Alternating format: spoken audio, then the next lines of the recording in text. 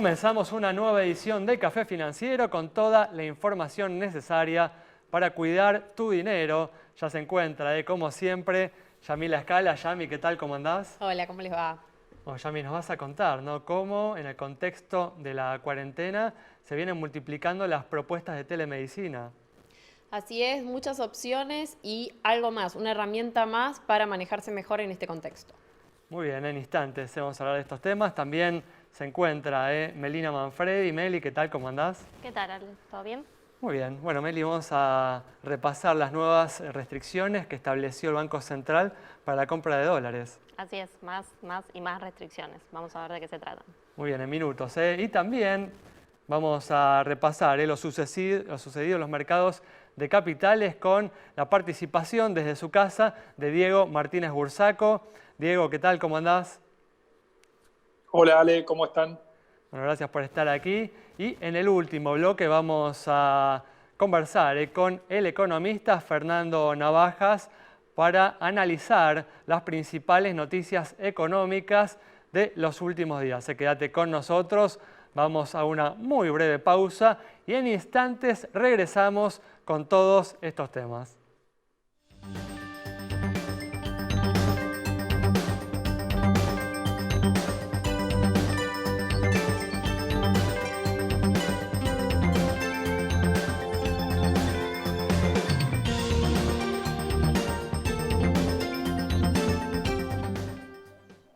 Muy bien, comenzamos analizando la actualidad económica y el viernes vence el plazo para que los tenedores de bonos emitidos bajo ley extranjera acepten la oferta realizada por el gobierno.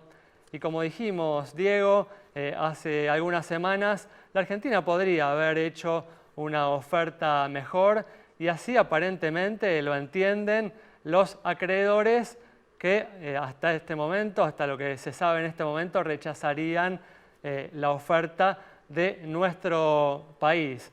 Bueno, en principio también lo que se habla es que se prorrogaría el plazo para continuar con las negociaciones y evitar el default. ¿Es lo que vos entendés también, Diego?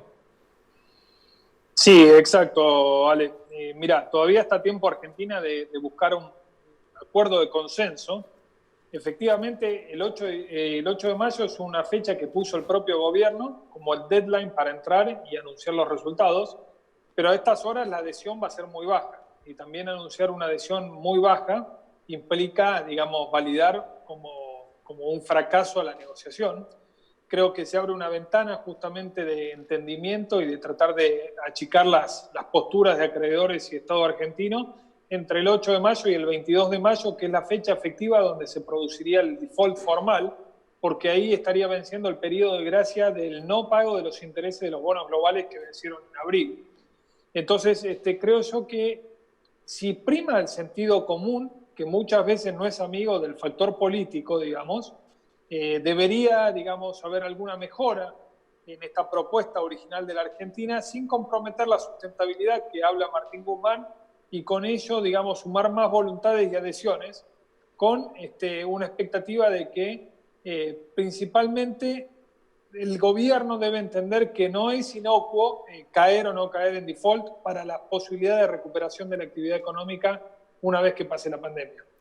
También, Diego, se habla de la posibilidad, ¿no?, de algún mecanismo para patear, ¿no?, las negociaciones para más adelante con algún pago parcial, ¿no?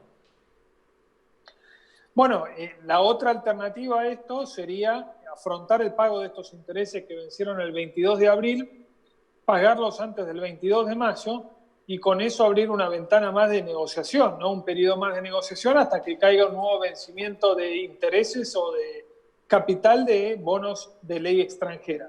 Creo yo que hay lugar para, de vuelta, que prime el sentido común, la racionalidad y que Argentina se ha guardado en la oferta que presentó algunas herramientas que podrían, digamos, tener ciertos matices para mejorar lo que se denomina el valor presente de los nuevos bonos, es decir, qué valor van a tener los nuevos bonos que busca emitir el gobierno y que tengan un valor un poco más alto que el valor que están cotizando los bonos que quiere reestructurar, porque si no, lógicamente los acreedores no van a tener incentivos de participar en esta oferta y, digamos, van a actuar por el camino del litigio, que si bien es costoso y lleva tiempo y paciencia, los grandes fondos que tienen bonos argentinos lo pueden hacer y evidentemente es una mala noticia para el país porque terminamos pagando después la totalidad de esa deuda y además sufriendo las consecuencias de estar fuera del mercado de capitales, no solamente para el Estado, sino también para muchas empresas argentinas que necesitan financiarse para activar la reactivación económica, justamente. Muy bien, bueno, vamos a continuar desarrollando estos temas a lo largo del programa, pero ahora vamos a hablar justamente sobre las nuevas restricciones para la compra de dólares que estableció el Banco Central a partir de esta semana para detener la fuerte salida de reservas que venía teniendo en las últimas semanas. Meli.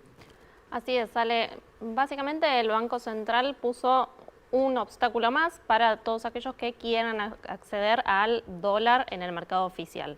Esto es, para los minoristas que quieren comprar dólar solidario o para las empresas que podían acceder al mercado oficial para pagar algunas deudas o para pagar algún tipo de importaciones.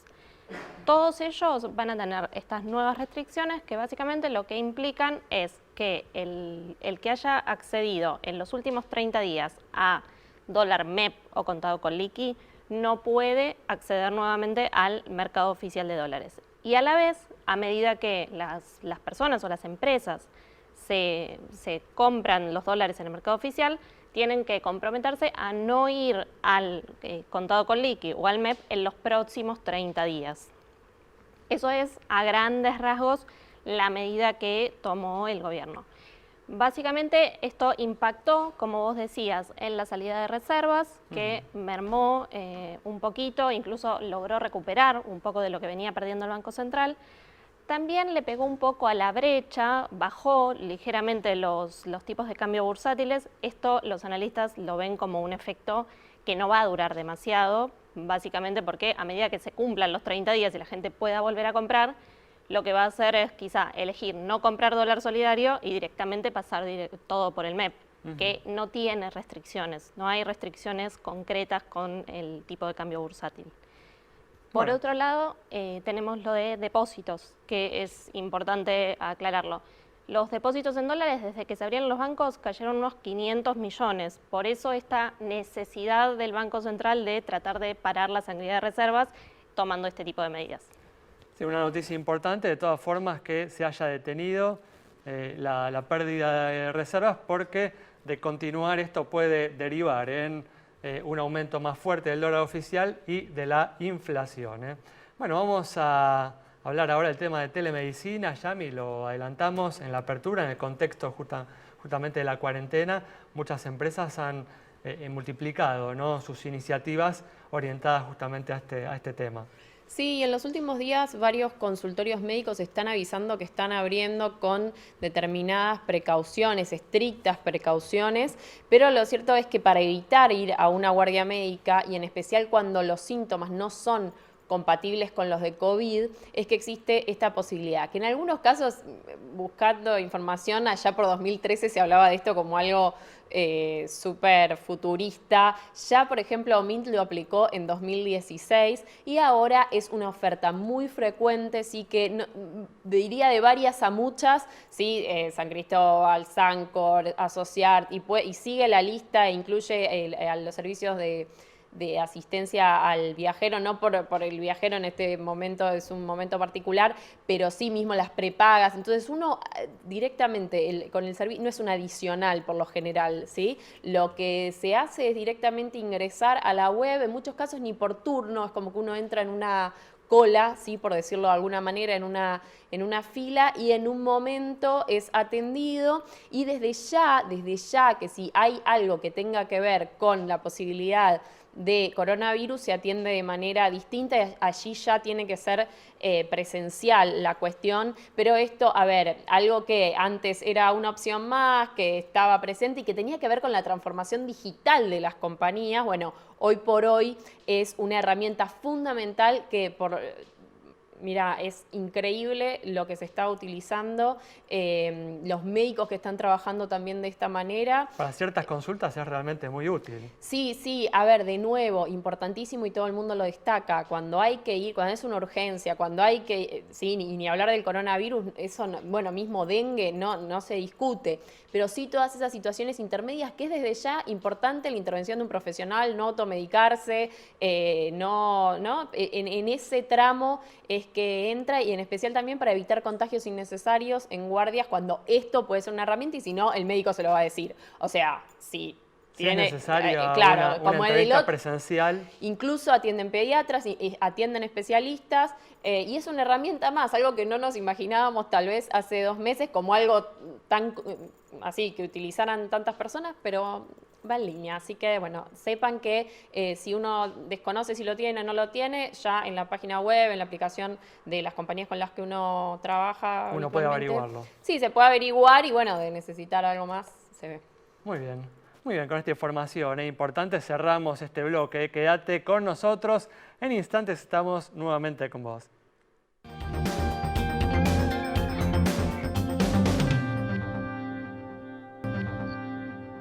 Bueno, arrancamos este nuevo bloque con más información del dólar que ya no se podrá adquirir en las aplicaciones que habían surgido en los últimos años y que, Meli, permitían adquirirlo a un valor mucho más conveniente que en los bancos.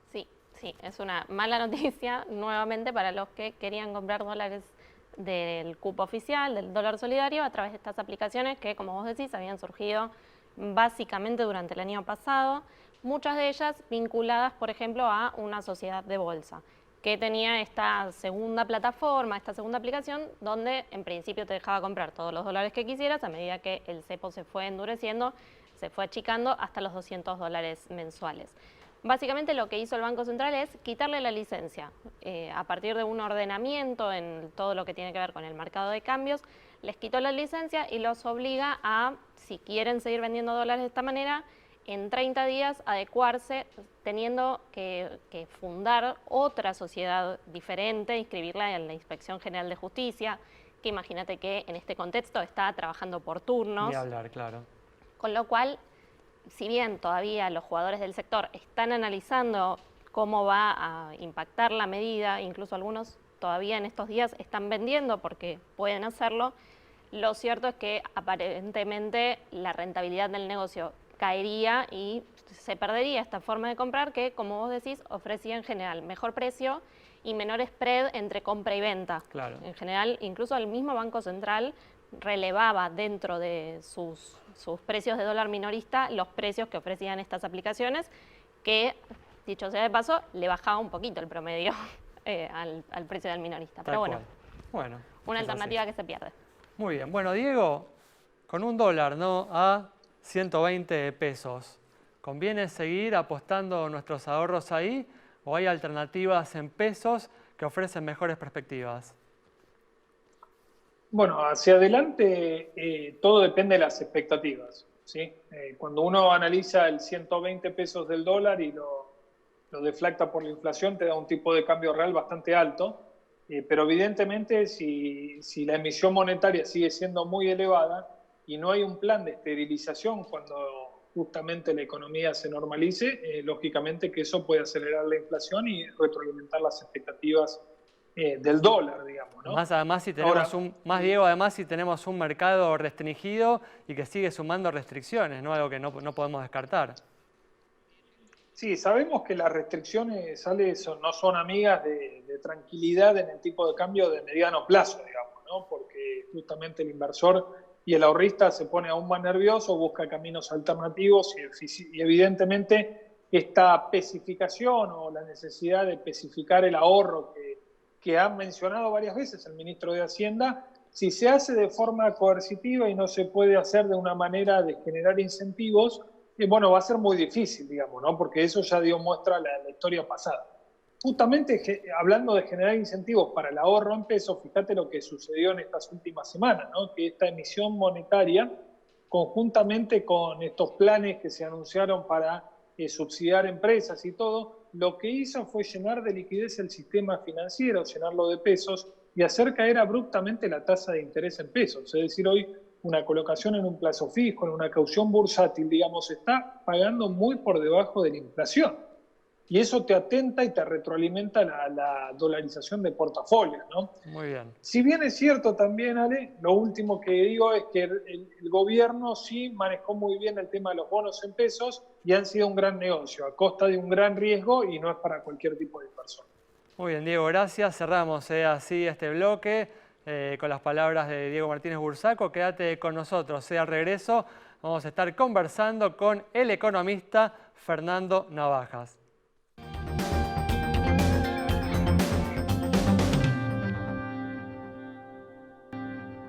Ya estamos aquí arrancando este último bloque con la presencia desde su casa del economista Fernando Navajas. ¿Qué tal, Fernando? ¿Cómo andás? ¿Cómo estás, Alejandro? Un gusto escucharte. Igualmente, gracias por acompañarnos una vez más. Bueno, y hablábamos en el primer bloque que esta semana está siendo, ¿no?, atravesada por el vencimiento el viernes del plazo para que los tenedores de bonos emitidos bajo legislación extranjera acepten la propuesta del gobierno. Y lo más probable, al menos lo que se habla en estas horas, es que se prorrogue, ¿no?, la negociación, teniendo en cuenta la falta de aceptación de la oferta del gobierno. No sé si vos también tenés esta percepción, Fernando. Sí, de acuerdo, es la percepción común que tenemos todos. Recién estaba escuchando un poco había estado escuchando la presentación de Guzmán en el seminario en Colombia y la idea es que esto va a llevar a una extensión. Y lo que vamos a tener que ver es si es una extensión hacia buen puerto o si es una extensión hacia un conflicto. Digo esto porque hay variantes en todo proceso. ¿Hay alguna ventana posible como para que esto sea eventualmente arreglado, uno dice mejorado de alguna manera o reencauzado? La voluntad del gobierno argentino es no llegar a una instancia de default abierto. Pero la realidad acá ahora es que, dadas que las posiciones están bastante alejadas, ¿cuál es la posibilidad de que uno tenga algún elemento de acercamiento común? O sea, acá la esencia es hacia dónde vamos a ir, si vamos a ir hacia un periodo ahora corto o de alguna manera, pero que marcha hacia alguna vía de resolución, o si entramos en un ciclo que es un ciclo de default no declarado, pero que como un limbo. Ya Argentina eso lo tuvo en la década del 80, tenía un nombre que se llamaba Extend and Pretend en inglés, o sea, extender y pretender, o sea, o hacer como que uno quiere hacer un acuerdo, pero no lo está queriendo hacer. Y lo mismo del otro lado, ¿no? Sobre todo porque yo diría que la posibilidad de un acuerdo también para las dos partes es condicional a los condimentos macroeconómicos. ¿A qué me refiero? Me refiero a que si uno va a un escenario de default desde el punto de vista macroeconómico, las consecuencias para la economía expuestas en términos de la performance macrofinanciera y macroeconómica, y esencialmente me estoy refiriendo acá al tipo de cambio real, cambian de una manera drástica y muy mal para cualquiera de las dos partes. Es decir, un tipo de cambio de equilibrio muy alto, como este que está reflejando el blue ahora, es un tipo de cambio que no hace mucho menos posible un acuerdo. ¿Y por qué hace mucho menos posible un acuerdo? Porque el esfuerzo que la Argentina tiene que hacer en términos de dólares es mucho mayor, y eso es una cosa que debería verlo tanto el gobierno argentino como los acreedores. O sea que si esto se rompe y las consecuencias macroeconómicas no son las que algunos escenarios optimistas pretenden hacernos ver o creer de que uno entra en un default y que bueno, queda más o menos en un limbo y económicamente no pasa mucho. La cosa no es así. Eso va a implicar una historia de largo aliento, es decir, va a llevar a una negociación muy extendida en el tiempo hasta que, no sé, el próximo gobierno termine saliendo de alguna manera de esta situación, ¿no? Fernando, Pero ese es un poquito el escenario que está planteado ahora. De todas formas, vos coincidís con la postura del gobierno de que la Argentina no está en condiciones de mejorar la oferta. No, yo creo que hoy, bueno, justamente la posición ahí en el seminario en Colombia de Jeff Sachs defendía eso, ¿no? La Argentina no está en condiciones macroeconómicas en este momento, ciertamente. Después, si había dudas antes del COVID, después del COVID menos que menos, como para poner un programa fiscal ahora arriba de la mesa.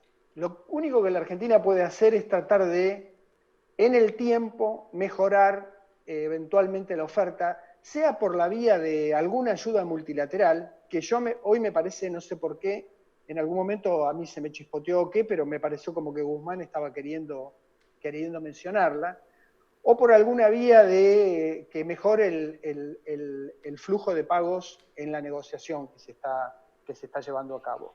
Fernando, Yo no veo, la verdad, un programa fiscal de consolidación fiscal en este momento como ni aunque uno dijera que lo va a poder hacer. Estamos hablando de magnitudes que han sido simuladas por varios economistas de distinta manera, pero todas dan vueltas alrededor de 6.000, 7.000 millones de dólares. Imagínense. Fernando, ¿cómo te va? Disculpa. Anual, ¿no? ¿Qué implica esto en la vida de los argentinos, en el día a día? ¿Esto el limbo o el default o qué cosa? Esta exacta situación que se está viviendo hoy, más allá de las posibilidades que surjan. No, bueno, lo que significa es un cono de incertidumbre, o sea, que te lleva, vos ya tenés uno con la resolución de la forma en la cual vamos a salir del confinamiento, es uno de los grandes conos de incertidumbre que hoy está manejando el sistema económico argentino, y el segundo es este otro. Esto le pone un peso muy grande a la economía en términos del horizonte.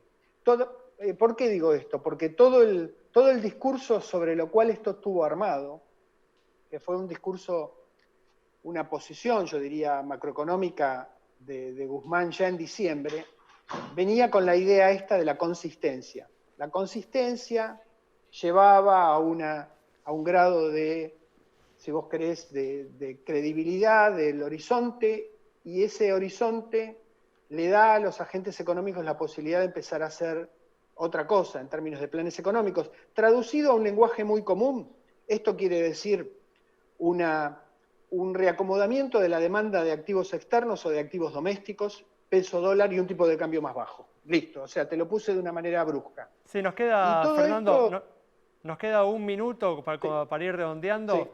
Sí. Tenemos el dólar a 120 pesos. ¿Temés para las próximas semanas, meses, una aceleración de la inflación? No, aceleración de la inflación ahora no. Lo que podemos llegar a tener es una especie de curva convexa, de desaceleración ahora y aceleración posterior, pero no aceleración ahora. No aceleración ahora porque estás pasando por una situación de un parate generalizado de la economía, aún con los niveles de emisión que tenés ahora. O sea, vas a tener 3 meses de tranquilidad en materia de precios. Pero después puede llegar a ser un baile de esos con olas de 20 metros, digamos, ¿no? Bueno, Fernando, muchas gracias. Cerramos entonces el programa de hoy con el análisis del economista Fernando Navajas, con esta advertencia final, lo que puede suceder si no se acomoda la gestión económica con la que se viene manejando esta pandemia tremenda. Cerramos entonces así, nos reencontramos el próximo viernes a las 19:30 aquí en Metro.